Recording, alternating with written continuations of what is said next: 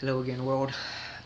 On this session, I'm going to try to express and put my heart and soul out there for you critics of YouTube, the world, those fortunate or unfortunate enough to stumble across my videos. Uh, and on this one, I will let you, the viewers, go through and let's psychoanalyze. Let's psychoanalyze my brain, my thoughts here, my stances a bit, and or at least in the realms of my social life, love life, etc., or lack of.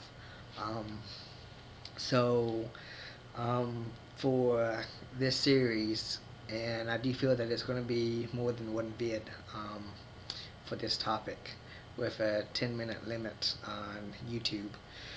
So I'm going to be bringing in uh, points of views from many of my viewers, my friends that I've talked to and gotten to know here on YouTube, and their assessment of me. So I'll try to present all of those, all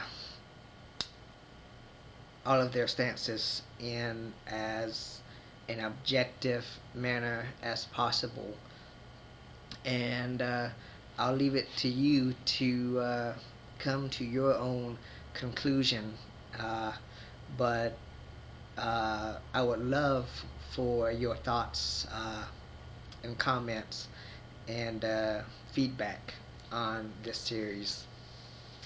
So, um, the reason I guess why I'm gonna be speaking about social life and relationships is because it's quite interesting. It's fascinating.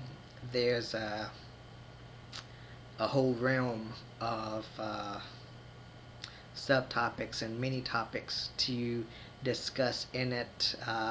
Men, women, um, emotions. There's just a lot of things that could be subjects of topics that would go on and on and on and on. So I guess let me start, and it's kind of hard to really find a a starting point to to really assess or present how I am and where I am. So I guess I'll try. My thoughts might be a bit scattered, so try to follow along as best as you can. Currently, I'm single. Been single for quite some time. Uh, a lot of people ask me, uh, why are you single? Um, you don't look bad, or you're not the worst that I've seen. Um, I'm not sure if I should take that as a compliment or not, but there's many other guys out there that's worse looking than you, um, and they have girls. Why can't you get one? Um, etc. etc. So for that first icebreaker, let me present the issues on the table, the factors that work for or against that. One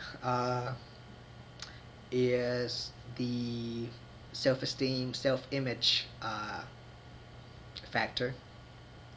Second is a height issue. which kind of goes hand in hand with the self-image and self-esteem. The third is the stuttering, disfluency issue in that as well. And I would consider those three to be the main factors that's working against the question of why you don't have someone. So let me elaborate a bit on that. As far as the stuttering and the disfluency, I go a bit into more details with the disfluency and stuttering in my stuttering and disfluency series that I have up here. So I won't really touch so much on that.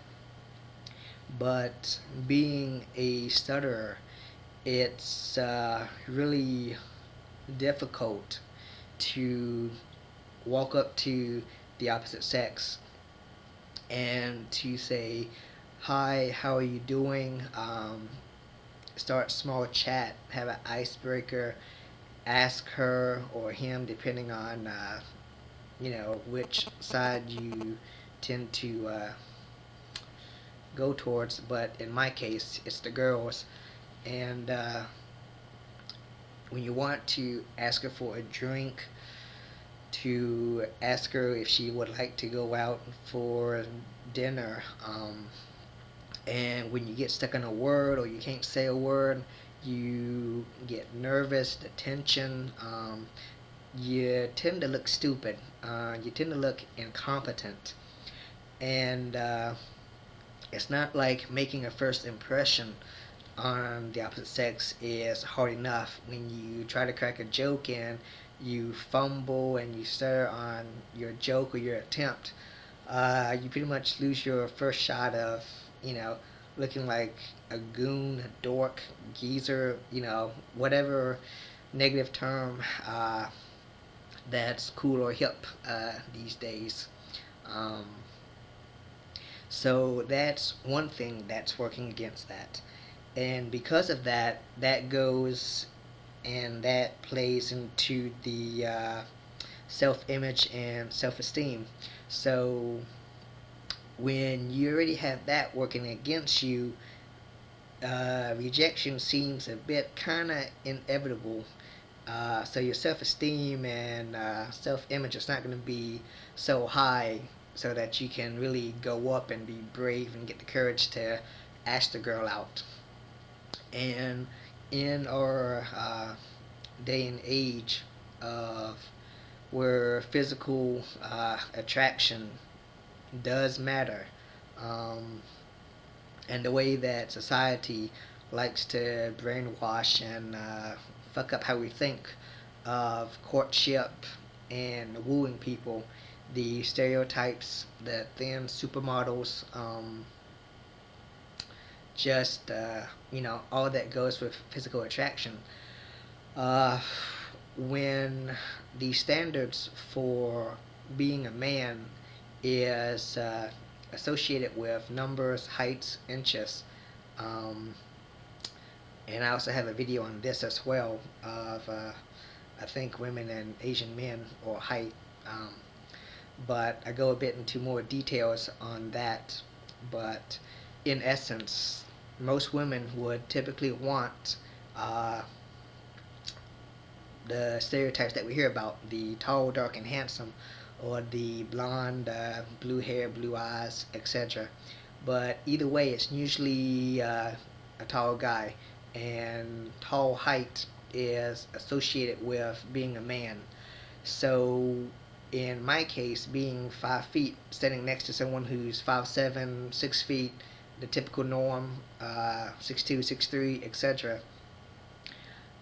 Just being on that base and factor, uh, that's another negative working against me, and running short on time here, so I guess I'll continue this in the next section.